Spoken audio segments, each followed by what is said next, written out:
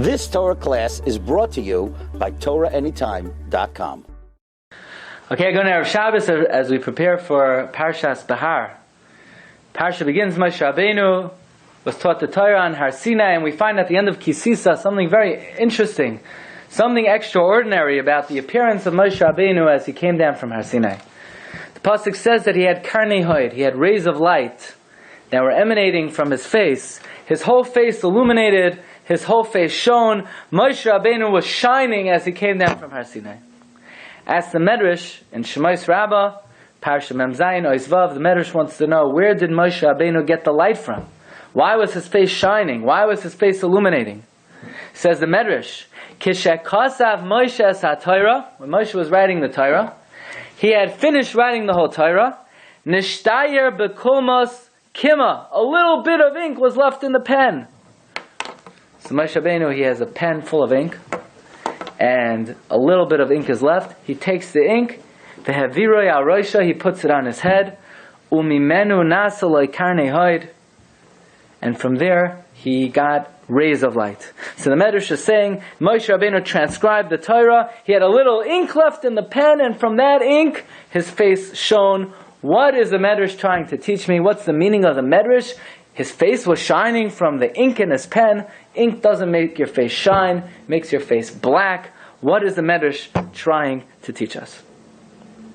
There's a very important ingredient, necessary, vital, when it comes to ruchnias, when it comes to spirituality, and specifically when it comes to limud HaTorah. This is an ingredient that is absolutely essential if a person wants to be matzliach in limud HaTorah. And that is, if you want to have success in limud HaTorah, you have to want it. And you have to want it bad. You have to desire it.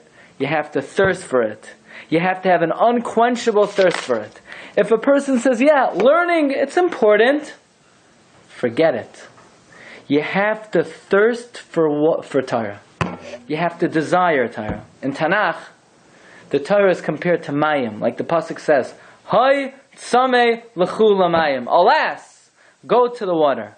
Why is Torah compared to water? Says the Chafetz Chaim, that there is a halacha that water enjoys that no other food enjoys.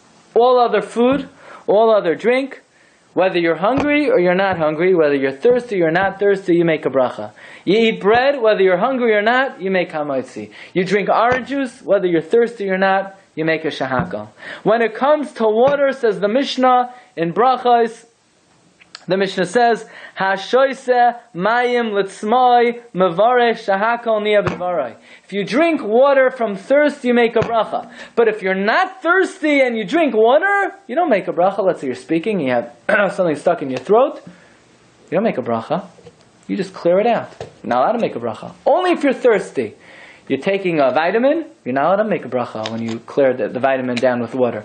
You're taking medicine, you're not allowed to make a bracha, you take it with water. Orange juice, whether you need it or you don't need it, you make a bracha. Water, only if you're thirsty. So too Torah. You want to be successful in Torah, only if you thirst for it, only if you desire it, only if you want it. That's what the Mishnah says in Perkei Avos. You need to soak up the Torah with thirst. It says Rav Simcha Zisel Braida, the Rosh Hashiva of Hebron, in the Sefer Sam Derech, in the Biurim on Parshas Kisisa. He says, you want to know why Moshe's face was shining? Because you know why his face emanated with light? Because even after he learned Kol HaTorah Kula, and he wrote Kol HaTorah Kula, he yearned for more. His soul was unquenched. His soul could not be satisfied. And he said, I have 2 drops of ink more. I need more. Not enough Torah. So Rabbi Shalom said, even after you reach the highest level that anybody ever reached, you still thirst for a little bit more, a few more drops. Says Rabbi Shalom, that's the highest madrega. The highest madrega is that even when you reach the highest level, you still thirst for more. That is why Moshe Rabbeinu's face was shining. Because no matter how great he became, no matter how high a level he reached, Moshe desired even 2 more drops. Rabbi said, the mitzvah that is upon us now is the mitzvah of Sfiras HaOmer. We count 49 days from the bringing of the Karban Omer until the Yom Tov of Shavuos. What's the reason for Sfiras HaOmer? Why are we counting? We all know what date Shavuos is. Why are we counting? Says the Sefer HaChinuch in Mitzvah Reishai and Gimel. The purpose of Sfira is laharois b'nafshenu, to show in our souls. Hachafe hachifetz hagadol, the great desire. El hayoim hanichbad hanichsaf lolibenu. That Shavuos, we're yearning for it. We're seeking it out. We're pining for it. Ke'eved yishav tzel. V'yimne tamid, we count. Masay yavai ha'es hanichsaf elav. When is that day going to come? Ki haminyan mare la'adam ki kol yishai v'chol cheftzai lahagia el azmanahu. When you count to something, that shows that you desire it. You're yearning for it. You can't wait for that day. And isn't it interesting that it's the only day in the year we count to? We don't count to Pesach. We don't count to Rosh Hashanah. We don't count to any other day. We count to Shavuos. You know why? Because you can't accept the Torah any other way. If you come to learn and you say, yeah, forget it. It doesn't work. There's only one way to learn. You have to learn with thirst. There's only one way to be Makabel Torah. You have to count to it. You can't have Shavuos any other way. Pesach, let me know when it's here. Sukkot, let me know when it's here. Torah, you have to thirst for it. You have to yearn for it. You have to pine for it. Says the Sefer HaChinuch. Why do we count 1, 2, 3, 4, 5? Till the Yomer, we should count 50 days left, 49 days left. When you count to something, normally people count down. 10, 9, 8, blast off, right? Why do you count up? Says the Sefer HaChinuch. We yearn for Kabbalah Torah so much that if we're going to count 50, 49, we're going to start off with such a big number, it will be too difficult for us. We want it so bad we can't start with a big number. We have to start with a small number. If we start with such a big number, that's like showing maybe that we don't yearn for it so much. How could we deal with such a big number? Says the Kazhan Tzamagid, Rabbi Yisrael, Kazhan Tzamagid, Reb Chaim Sanzer said about him. He says, Ein b'doreinu mishayasig chachmasai.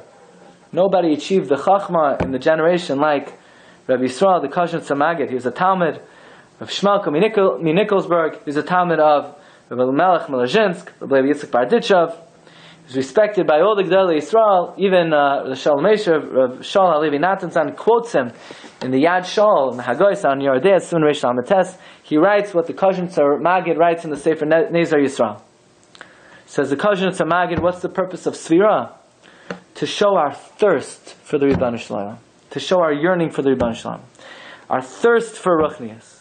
What does David HaMelech say in Tehillim? In Parak Mem Beis. Tzama nafshi le'elokim. My soul thirsts for God. What's the next words? Le'keil chai.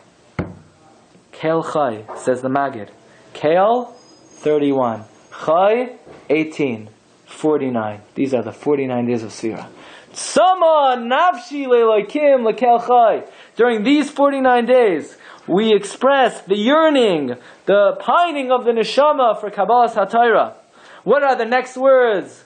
Tzama nafshi le'elokim le'keil chai. Masai avai ve'erah pnei elokim. That's what Sfira is. We're yearning. We're pining. When will be Zaycha to behold the countenance of Hashem in Kabbalas HaTorah and Har Sinai? There's no other way to be Makabel the Torah. It's the only way to be Makabel the Torah. Through yearning, through pining, through Sfiras HaOmer. Remember every Yom Kippur, I get a bracha from my grandfather in honor of the Yom HaKadosh, and the words that he says are still ringing in my ears. The words are, V'hi cheshkecha b'Torah. Your desire in life, your cheshek in life should be Torah. May the Baruch Shem grant us all. The greatest bracha is that our cheshek in life, our desire in life, what do we desire?